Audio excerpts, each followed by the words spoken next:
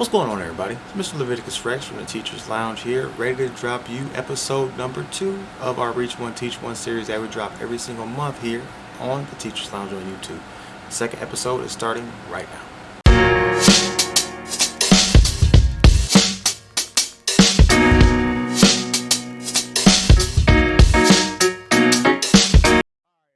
So welcome back to the Teacher's Lounge. You're here with Mr. Leviticus Rex. This is our episode 2 of our Reach One, Teach One series.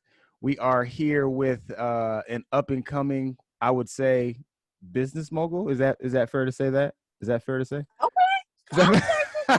So okay. So for those who don't know, this is actually my older sister. She a little bit older than I am. She is one of the twins that I have in my family. She is I don't want to say the crazy one, but they're both crazy. But but no, this is my sister Stacy. She has a lot going on, a lot on her plate, but she has accomplished a lot. She has a lot left to accomplish. So we're just gonna start right into it. Do us a favor, just let us know who you are, kind of where you're from now, and just kind of what you have going on. Hey, live. No.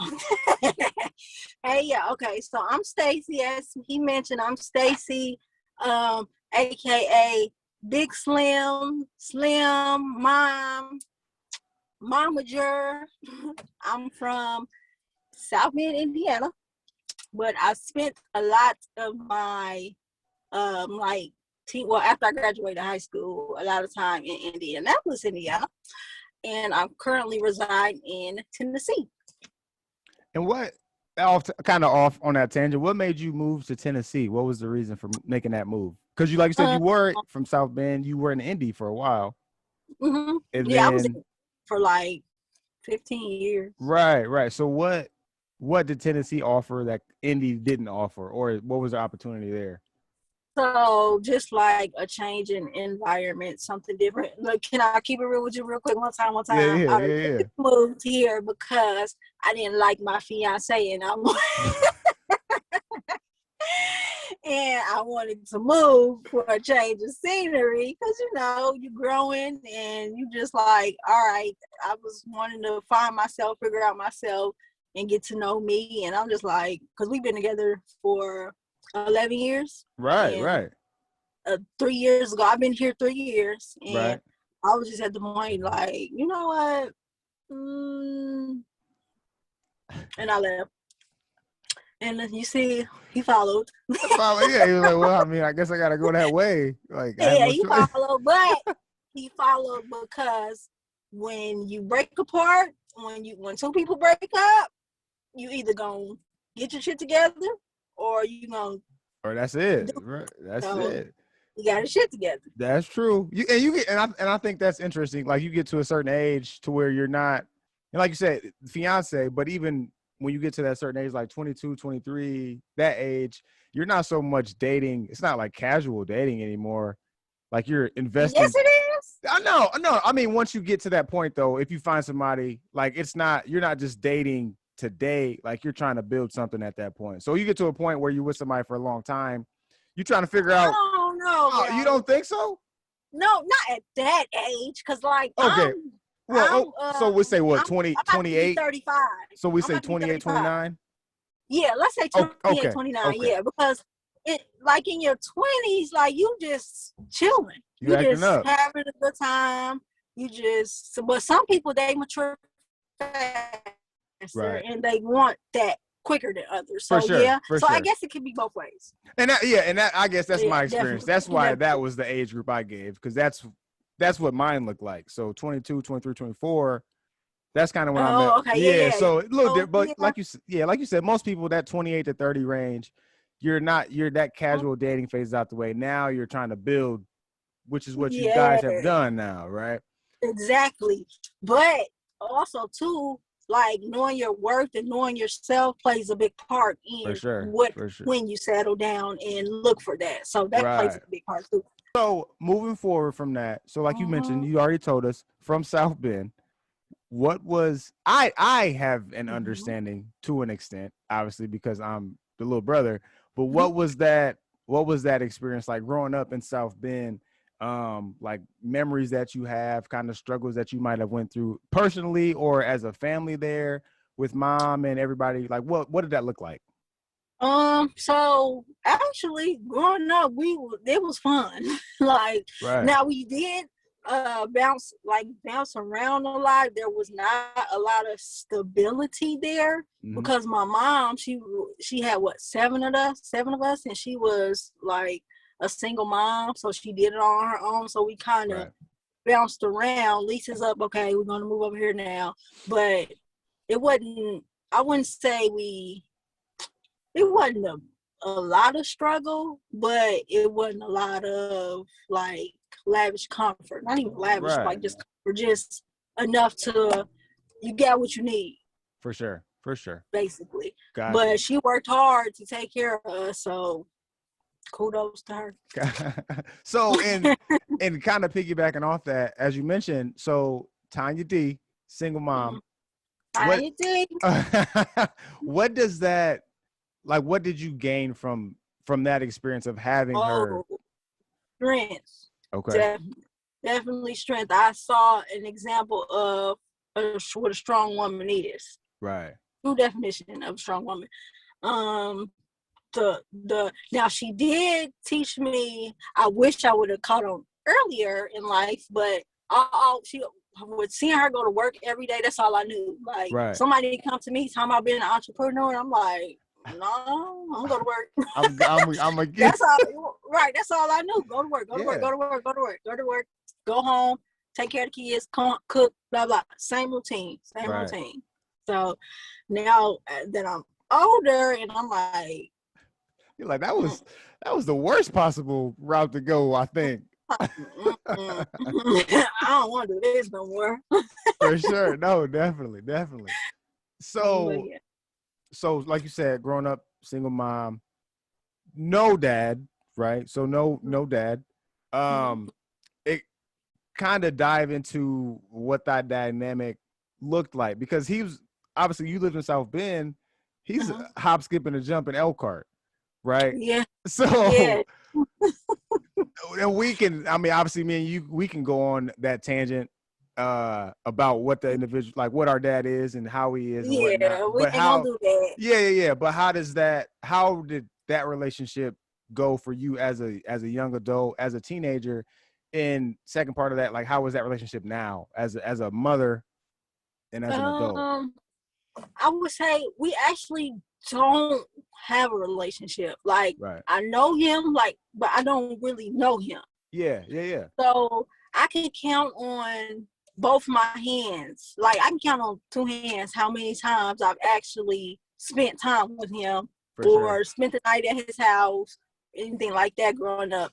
Right. And it's so we don't really have a relationship. Like I forgive him, but I also never, I will say I've never tried to take the initiative to try to build a relationship. Yeah. Because I'm just like, out of sight, out of mind. You never tried to reach out. I felt like you were the adult. You're the parent. You were supposed to try to build that relationship. Right. So now it's just like, I don't really know you to feel, oh, I'm sorry. Oh, you're good. Somebody calling. One of the kids was calling. I don't really know you to feel the type of way. Yeah. It's almost like a stranger.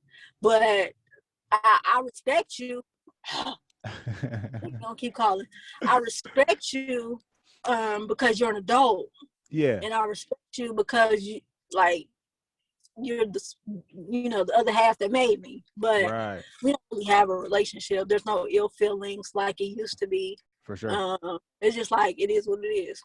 Right. For sure. No, and that makes sense, and I think something that builds on kind of what you mentioned, out of sight, out of mind. You don't know what you don't know. So you have no idea what your life would have been like had he been in the picture. You can only base it off of what it is now. And as it, from me looking as an outsider, it looked like it turned out pretty well. Yeah. You know what I'm saying? So, and I mean, there's obviously, like me, I'm a male, so I have a daughter. I can't speak to that effect as a daughter, but for me as a parent, I would think I would think my daughter is better off with me in the picture, right? Yeah, it is heartbreaking. It is kind of heartbreaking even as an adult, because you're like, dang, I wish I could have experienced that father-daughter love, that father-daughter bond. Like, Right. I can call my daddy for anything. Hold on, don't worry about it. I'm about to call my daddy. Right. Like that. It's like just somebody that you know you're gonna always be there. So I'm glad that my kids, they have that. They My get daughters that. have that. And maybe that's why my partner, that's why maybe I cling to him so much, because he is that. Yeah. So he's like protection, comfort, stability, all rolled up in one. So Right. it's just like, okay. That's what, that's what you lacked growing up. So that's what that's what you kind of gravitate That's towards, what you gravitate to, yeah. even though you don't know like what it looks like, that's what you want, type of thing. Nah, and I with just you. had that aha moment just now, re-saying that. Hey, that's that. So we got a full house. We talked about it before we started the recording. We added a new addition, right? We got a full house. So I have 5 kids on my own. Right. 3 of them are by my fiance, and then the other 2 are by my ex-husband, my 2 oldest, and then he has 3, 4. Well, including my kids. He got 7 kids total, including my kids. So altogether, we got 9 kids and a dog. So we done watched 10s. So you 10. Yeah. 10 strong. So what's that breakdown look like? What are the ages? Like who is the so give us the ages, right? Give us names and ages, and then give us like those personality traits of each one.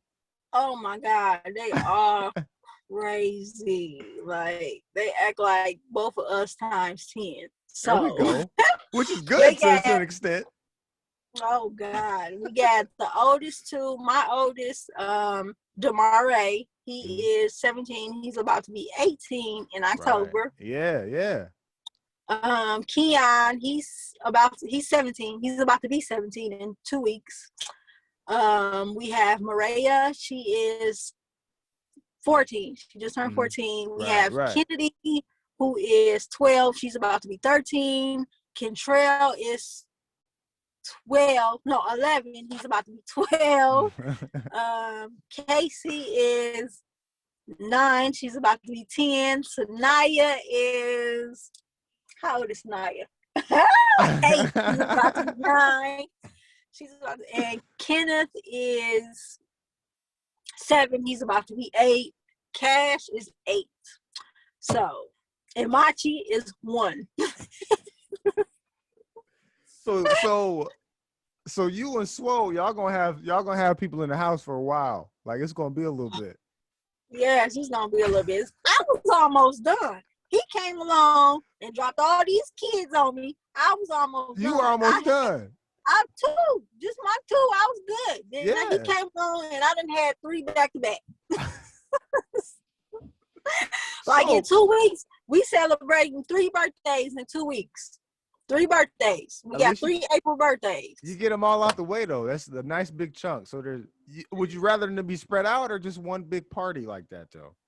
I'd rather we have none, but we here now. Kind of weird. We don't have a choice on that one.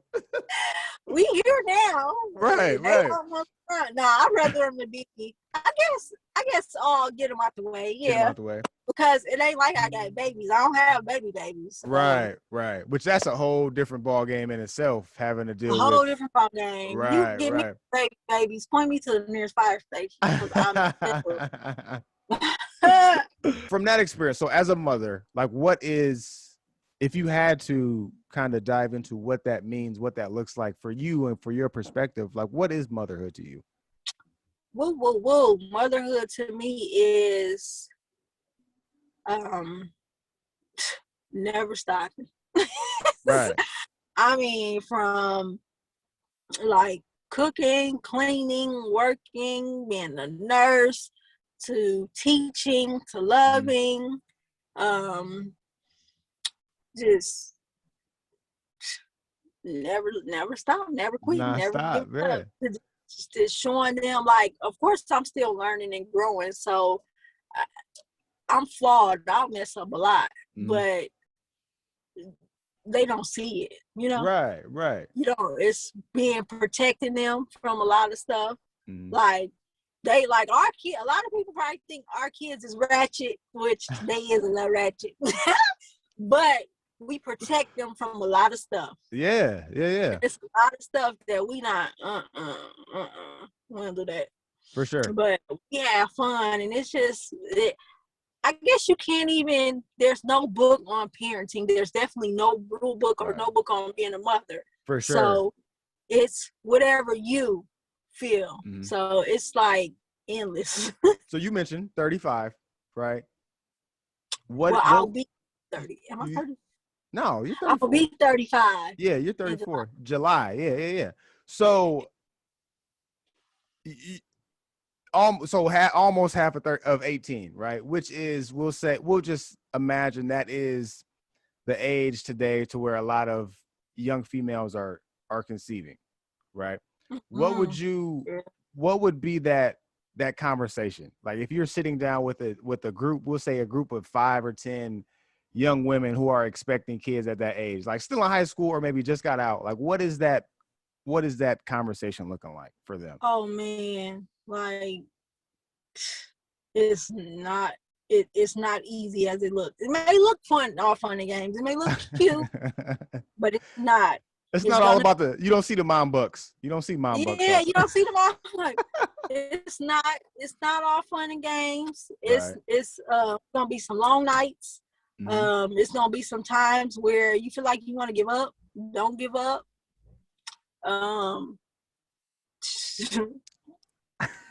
It's going in that cakewalk, but don't give up. Right. For sure. No, for sure. And that I think that's important to say. Obviously, because it's 2021, so there is, I don't want to say a different mindset, but no, definitely a different mindset. Yeah, and I don't want to say it so much because I'm not in that role, so I don't want it to, look a certain way. But females have that option. They don't necessarily have to be mothers right away because they have like Plan B and all this. You know what I'm saying? Trust me, I would say to a teenager that does not have children, that's still a teenager, don't wait. Okay. Don't make a relationship your one priority as a teenager, and don't have kids. Live your life first. Enjoy enjoy your youth. Find yourself. I would say find yourself before you decide to find somebody else or love somebody else more than you love yourself. Find yourself first, and everything else will follow. I like it. I learned that later on in life, but when you don't know, you don't know. When you don't, know better, exactly. You do better. Don't force nothing. No, and that's something that'll get you. I feel like a lot of I know I'm one who has dealt with that, like having like feeling like you have to force the issue. Don't force it. Don't settle. And I can't say. I've settled before plenty of times, but that's because I didn't know any better and I didn't know enough or love myself enough. Right. But once you do like I said, once you fall in love with yourself first, everything else will follow. You are an author. You are. Yeah.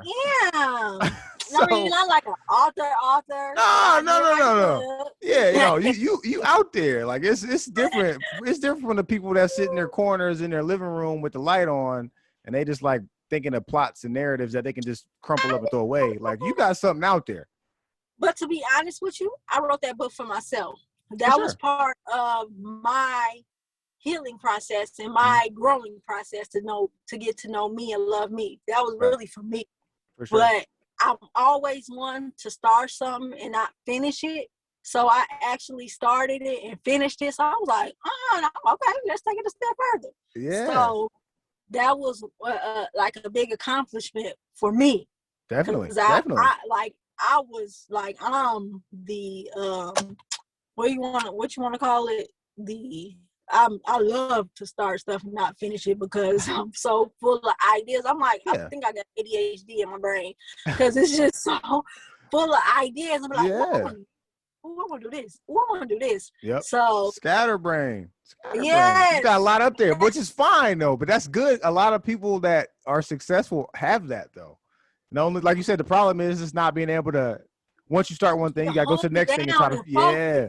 Yep. Yeah. So it's like that's what I'm learning now, to just chill out, be quiet, focus, and execute, and then move to the next. Because I'll be looking at my kids and they are doing the same thing. I'm like, oh my God, if you don't finish this first, Yeah. and then move on to the next one, I'm like, how they gonna do that? You do the same thing. I'm like, oh, you're right. We doing what we looking at.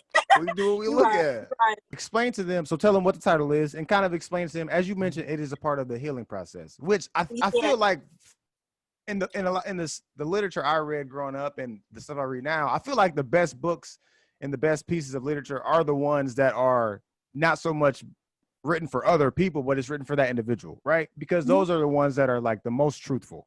Like there's no holds bars, right? So you mentioned before we started tonight, you said, well, can I cuss? Like I might say some stuff. And those are the best ones because those are the ones that are authentic, right? Because those are the ones that aren't, you don't fluff it down or water it down for the audience because it might rub people the wrong way. That's the point, right? So explain what that piece was. I don't give a damn what y'all think now. So the book is called Luxury Tax, and the whole purpose behind that title is find yourself, know your worth, add tax. Find yourself, know your worth, and add tax. It's a luxury tax, so I'm a tax you triple. No, but yeah, it pretty much just going through like detailing my relationships, or the relationships that meant something to me, or the relationships that broke me, or that I allowed to break me. That's pretty much it. Just running through that, and then me. I'm sorry, I'm at the grocery store. The kids coming out of the store now. Excuse me. And just growing from those experiences, and finding myself. Definitely. And we talked a while back after it first kind of came out, and you had told me you had something else that you were working on. Now, is that on the shelf? Is that something you finished? Oh, okay. So I did start that. Like I just said, y'all, I like to start stuff and don't finish it. Yeah. I did start it, but then I got drained, so I didn't want to keep on. So it's shelved for right now. Right. Until I didn't want to put nothing out that was super corny. And excuse me, I'm in the interview. Sorry, thank you. You mentioned it, and we talked about it a little bit, and it kind of is a great segue that we just talked about luxury tax. You mentioned you and Swoe. It's been a long relationship, right? Like been together for a long time. 11 years. What did that first encounter look like? Okay, so he claimed tell everybody I stalked him, but I did not. I did not stalk him. I mean, I kind of could see it.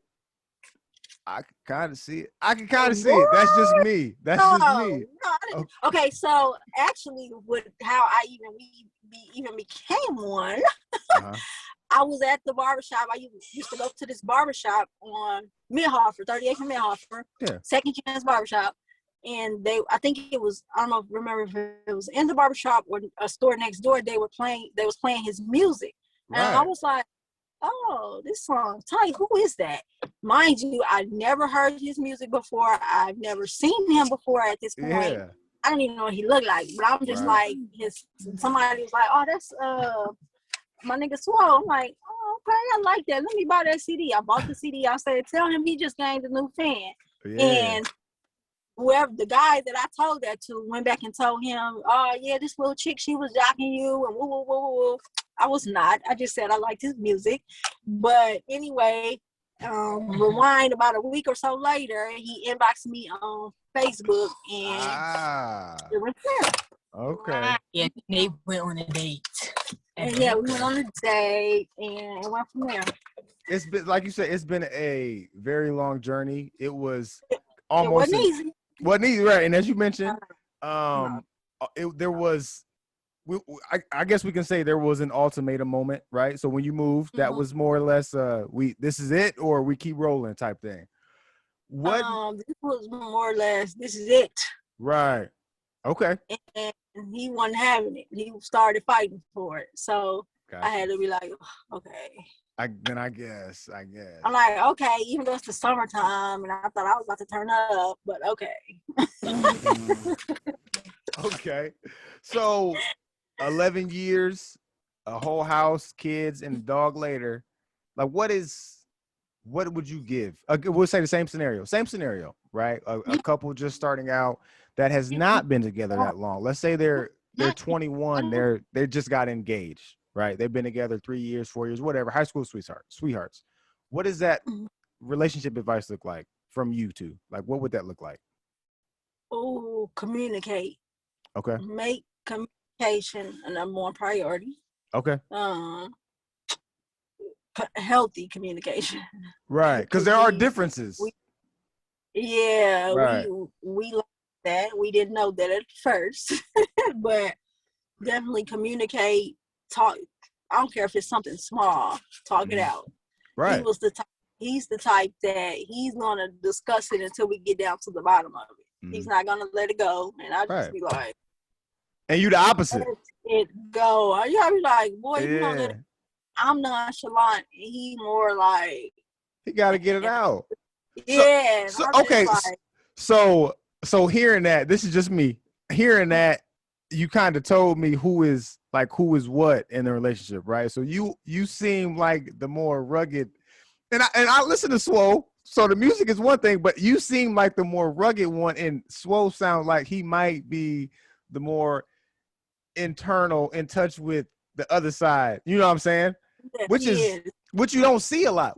I can count on this one hand how many black men that I know that are, you know what I'm saying, emotionally in tune. I'm not, because I'm not. Yeah. You know, like, and I know so it's a weird, not weird. It is refreshing to see it because you do not see it.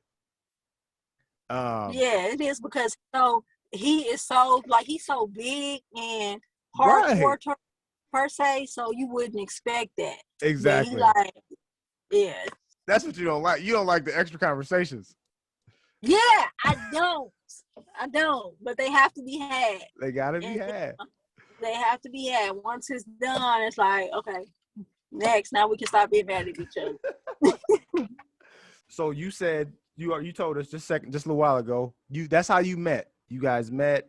You heard his music. Like, that was what sparked it. Okay. So for those we brought it together. Yeah. So for those who don't know, who is your fiance?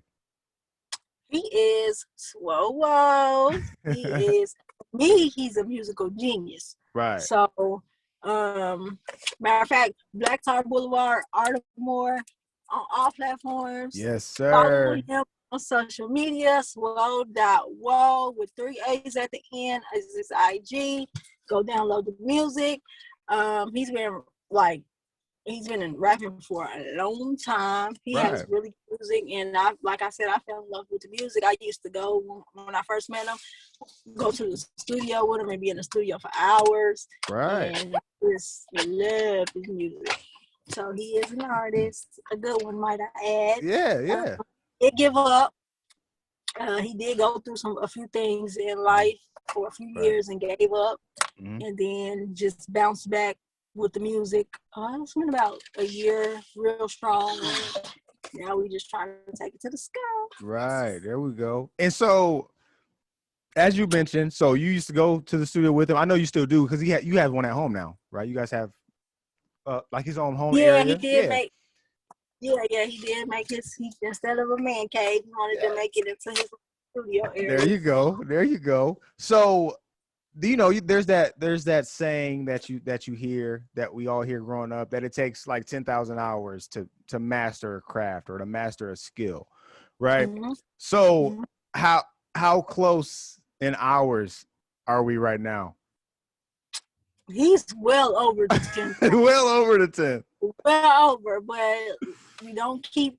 But he's what is it? Versed in all kind of music. He don't just like rap music. He likes country.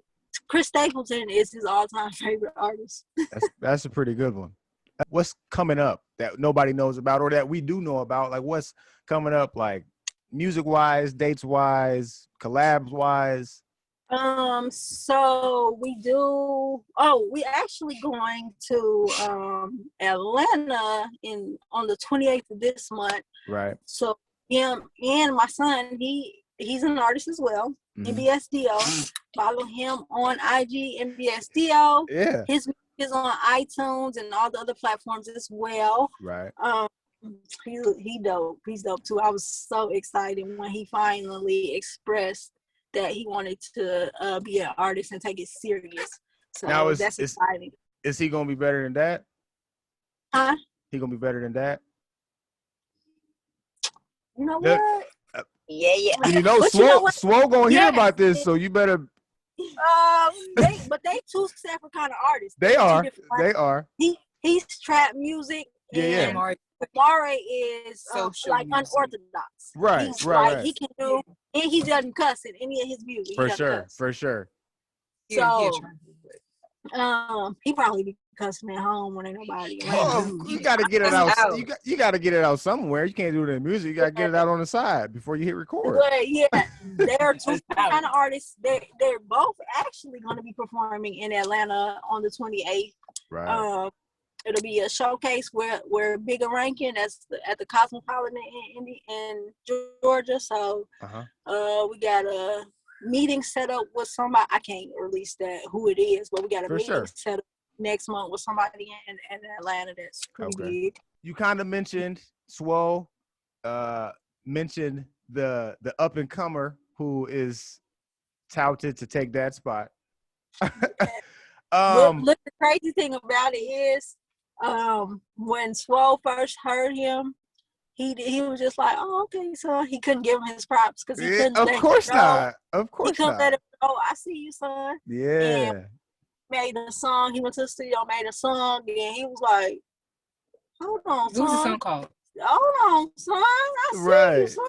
So he had to gain that respect from him. Yeah. With him being a veteran artist, he had to gain that respect and be like, "Okay, I see. I see. Now we can talk." Okay, perfect. So, but with that those aren't the only two. You and those two, so you aren't the only three in the house that are kind of up to some extra stuff. I believe you guys have cosmetic out. Listen, something like that. Like, remember when I told y'all earlier that I like to start stuff and don't finish? That's this one over here. Honey, she done went from hair to nails to dance to cheerleading to pastor to lawyer. So we working on her still. No, I'm done. Right. I'm done. I know what I want to do now. So what was it called? What is it called for everybody else? What's what called? It was Glam Your Way, was it not? Oh, yeah, Glam Your Way Beauty. Yeah. We did Glam Your Way Beauty. We quit. They quit because they want. Look, making lip gloss is harder than it seems. No, it's not even fun. I'm not gonna. It did start out fun, but I didn't have the passion for it. I was doing it because they wanted to do it. For them, it was more so to guide them, right? Yeah, but I didn't have the passion for it, so I'm like, I'm not about to do this. Y'all ain't about to put in the effort. I'm not either. We put in the effort. I handed it back over to them because they told me I was overbearing with it, and they'll do it if I wasn't involved. So and we saw what happened when you were not involved. Yeah, where it's at. Or we did not see what happened. I guess because I haven't seen a post since. Yeah, exactly. Is there another startup in the works? Yeah, so right now I am like being mamager, trying to find like trying to find open doors and network for on the music and entertainment side for them. Right. For the other kids, just whatever they want to do. 1 minute, whatever fits. Whatever fits. I All wanna right, do whatever they modeling say they things. want to do. Now we in the modeling phase. I So want to do that. Hey, there we Okay. go. so now that's what they want to do. So now we gotta open up the door, get them the right resources to make it happen. So Perfect. Obviously, as we kind of talked about, you have some accomplishments under your belt. The family as a whole is doing really well. But for you in particular, like what is the driving force with you wanting to not only push the envelope for you as an individual, but for the family as well, like for business and just for success in general? you said the driving force would be just wanting to see the finished product. Everything that we set up under the stars and late nights just discussing like, oh man, I can't wait till this happen. I can't wait till we accomplish this. I can't wait till we at this the final destination. Yeah. But nothing is final because you always want to grow. You always want the next big thing. So, but just like a few years ago, we weren't even in position to do half the stuff that we do now.